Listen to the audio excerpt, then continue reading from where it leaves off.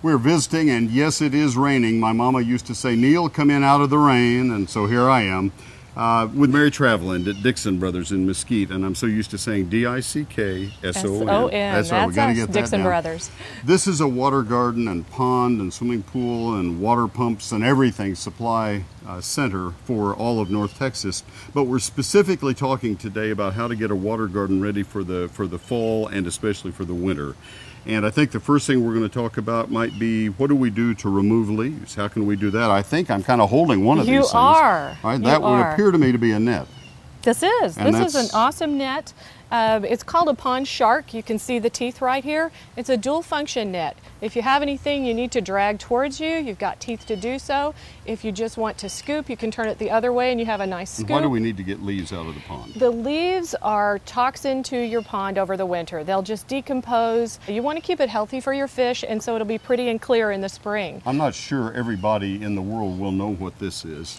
Where's it move? It moves where? This actually, if you can hold this. I will hold that. This actually is for smaller ponds. It's in a vacuum.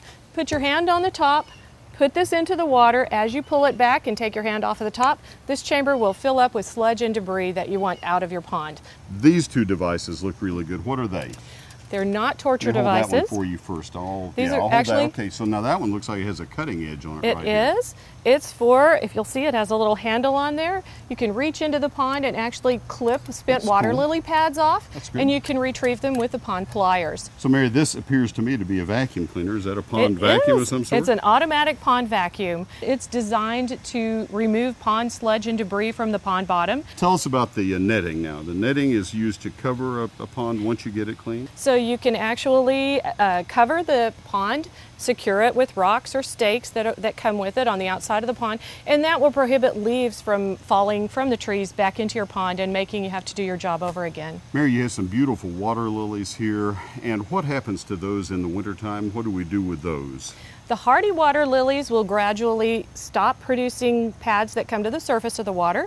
Those are the ones you trim off, and they will produce very small pads that stay under the water where they're protected from the elements, and it will just do photosynthesis on a limited basis until spring, when they'll shoot pads back to the top. The tropicals cannot take cold water, so you'll actually need to bring them in. A tropical water lily will have pads that look like someone's taking pinking shears to the edges. They'll have rickety-rackety edges, whereas the hardy water lily has the classic water lily smooth shape.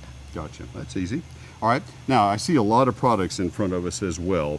Just in general terms, what are the purposes of these products? So this is all-season pond food, safe to feed your fish as long as the water temperature is over 50 degrees. Or above, and that's what the thermometer's down there. The thermometer is at, I want to be sure and differentiate, air temperature is not what you're concerned with. Water temperature is your concern. We have Perfect Pond Pig Out, which is really good. It's an organic eater-upper. You can add it to the water to take care of any sludge and debris that you didn't manage to scoop out. We have other balanced chemicals. Now I see a power heat there. What is that about? That is actually just to keep one area of the surface of your pond ice-free. That will just keep it safe for your fish. Cool. All right. Water gardening is a wonderful hobby. It is growing in popularity, and the place to come for all the details, Dixon Brothers, 204 North Galloway in Mesquite, D-I-C-K-S-O-N. Mary, thank you very much. Let's go over in just a moment to North Haven Gardens and take a look at houseplants to succeed.